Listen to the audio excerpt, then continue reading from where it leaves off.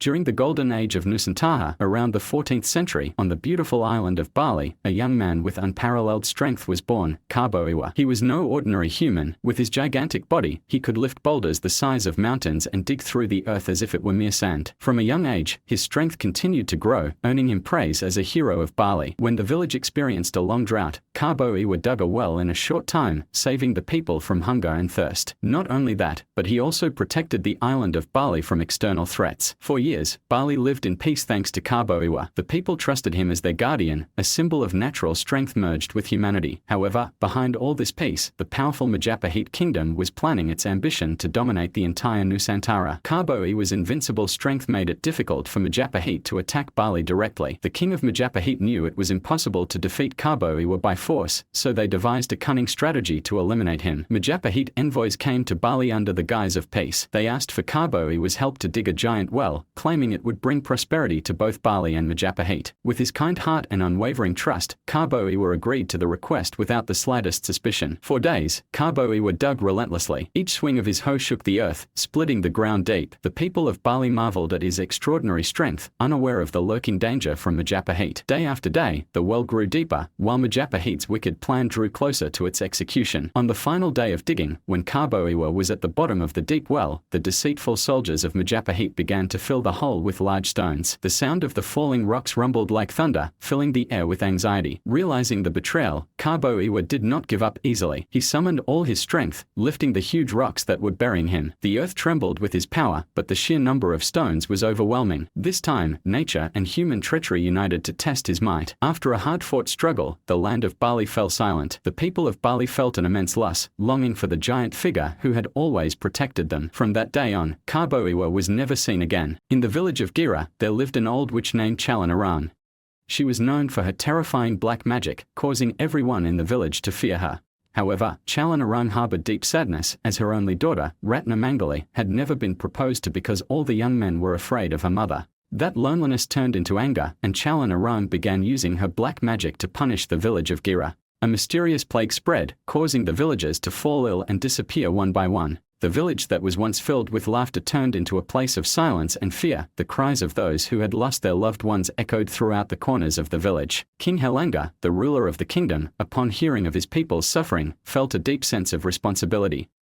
He invited Ampu Barada, a powerful priest known for his wisdom, to put an end to this disaster. Ampu Barada devised a plan, sending his disciple, Ampu Bahula, to marry Ratna Mangali. Through this marriage, Ampu Barada hoped to approach Calon Arang and put an end to her dark powers. In the dead of night, Ampu Bahula stole the black magic book, which was the source of Calon Arang's power, and handed it over to Ampu Barada. Realizing her book was missing, Calon Arang became furious. She challenged Ampu Barada to a fierce magical duel. However, her dark magic was no match for the holy power of Ampu Barada. In defeat, the once invincible Calon Arang collapsed and ultimately begged for forgiveness. The wise Ampu Barada forgave Calon Arang and performed a ritual to purify her soul from hatred and anger. After Calon Arang's disappearance, the plague in the village of Gira came to an end, and the villagers returned to their peaceful lives. The legend of Calon Arang lived on eternally, serving as a lasting reminder of her story. In the midst of the hustle and bustle of late 19th century Jakarta, there lived a young man named Pitung, known for his bravery and warrior spirit. He was born and raised in a small village, where his life was surrounded by poverty and oppression from the colonial rulers. Pitung, who possessed extraordinary martial arts skills, always tried to protect the villagers from injustice. One day, bad news spread that a landlord named Raden Sriya had come to the village to forcibly take the villagers' land. Raden Sriya was a wealthy and powerful figure, notorious for his cruelty and willingness to use violence to get what he wanted. The villagers were terrified and did not know what to do. They tried to negotiate with Raden Sriya, but all their efforts were in vain. In desperation, they finally approached Pitung, hoping he could help them. Hearing the villagers' grievances, Pitung was determined to fight this injustice. With courage and cleverness, Pitung devised a strategy to block Raden Sriya. He gathered the young men in the village and trained them in martial arts. Pitung also sought ways to gain support from neighboring villages. In a short time, he built a force ready to fight against oppression. On the appointed day, Raden Sriya arrived with an armed force to seize the land. But Pitung and the young men were ready. They stood at the village gate, prepared to face Raden Sriya. A fierce battle ensued. Pitung showcased his martial arts skills, fighting off several attackers. His bravery inspired the watching villagers. Seeing Fatung's courage and spirit, the villagers joined the battle, bravely standing up against the oppression. Through his leadership and perseverance, Fatung succeeded in defeating Raden Sriya and his followers. In a moment full of passion, Fatung shouted, "We will not let our land be taken. We fight for our rights." Raden Sriya finally retreated, and Fatung became a hero in the eyes of the villagers. They celebrated their victory with joy, thanking Fatung for protecting them. Fatung, with humility, responded, "This victory belongs to all of us. We must always unite against injustice." From that moment on, Fatung was known as a symbol of the people's struggle against oppression. His story became a legend passed down from generation to generation, reminding everyone that courage and unity can change fate. In a remote village lived an old widow named Mboksani. Since she was young, she had always longed for the presence of a child. One day, her hope was answered by an evil giant known as Budo Ijo. He offered something magical, cucumber seeds that would grow into a child. However, there was a terrible condition: when the child turned 17 years old, she had to be given to Budo Ijo as a meal. With a heavy heart, Mboksani accepted the seeds. She planted them in her garden, and over time, grew a beautiful daughter named Timun Mas. Timun Mas grew up to become a smart, brave girl who was full of love for her mother.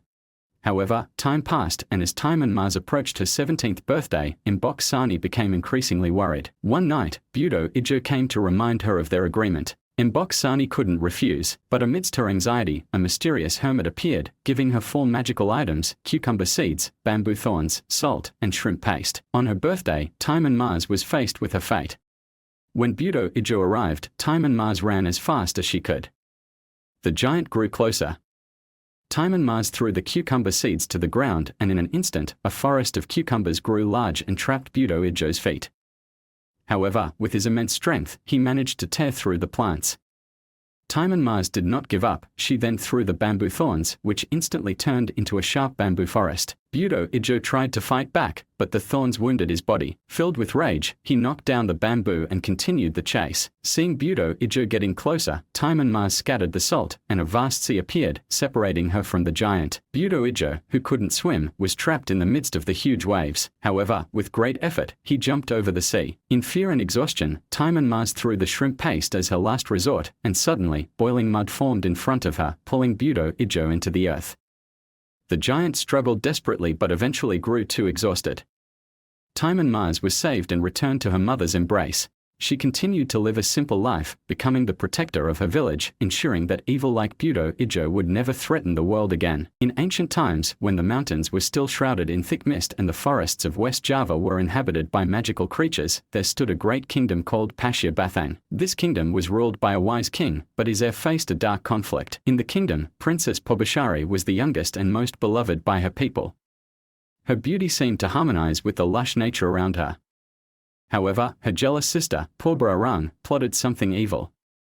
She accused Pobashari of using black magic, banished her from the palace, and cursed her to become disfigured. Pobashari was exiled to the vast and mysterious forest. In the forest, inhabited by various magical beings and giant trees, Pobashari found protection from Lutung Kasarung, a large and mysterious monkey. Unknown to anyone, the monkey was actually Prince Garumunda, a being from the heavens who was searching for true love. He saw the goodness in Pobashari's heart, and with his magical powers, he helped her live peacefully in the forest. Time passed, and Toba Arang, still filled with resentment, challenged Pobashari to a beauty contest in front of the people. Toba Arang was confident she would win, as Pobashari was still under the curse. However, during the challenge, Lutung Kasarung used his heavenly powers to restore Pobashari. Her long black hair shone once more, her face radiated like the moon, and Toba Arang was utterly defeated. At that moment, Lutung Kasarung transformed into the handsome Prince Garumunda. The people cheered, welcoming their new leader. Toba Arang finally asked for forgiveness, and Pobashari forgave her. The princess ascended the throne as queen, accompanied by Prince Garumunda, and they lived happily ever after.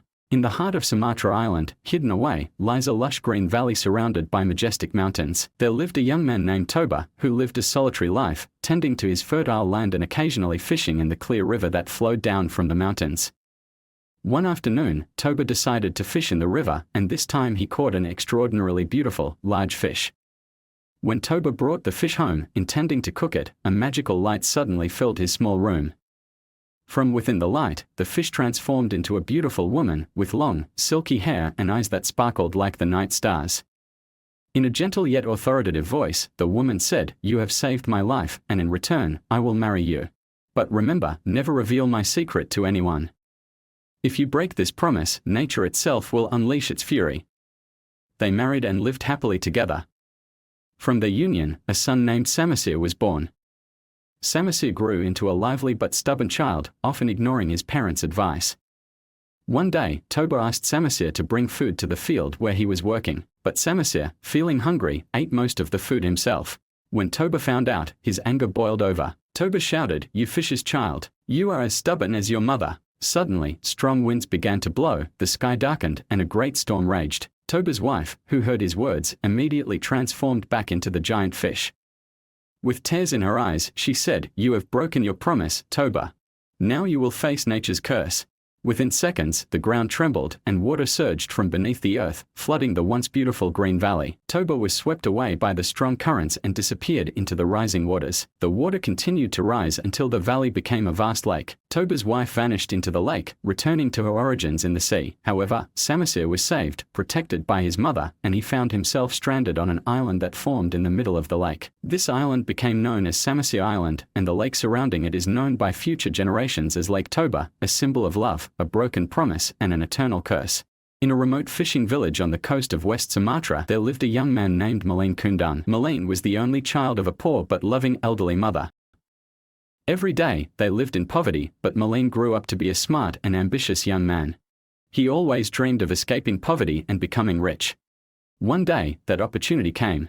A large trading ship docked at the village harbor. With burning determination, Malin asked his mother's permission to sail away, leave the village, and seek his fortune in distant lands. At first, his mother was hesitant, but seeing her son's passion, with tears streaming down her face, she allowed Malin to leave and prayed for his safe return. Years passed, and the mother continued to wait for her son's return by the shore, hoping that one day Malin would come back with good news. Then, one morning, news spread that a grand ship had docked in the village harbor, owned by a wealthy merchant.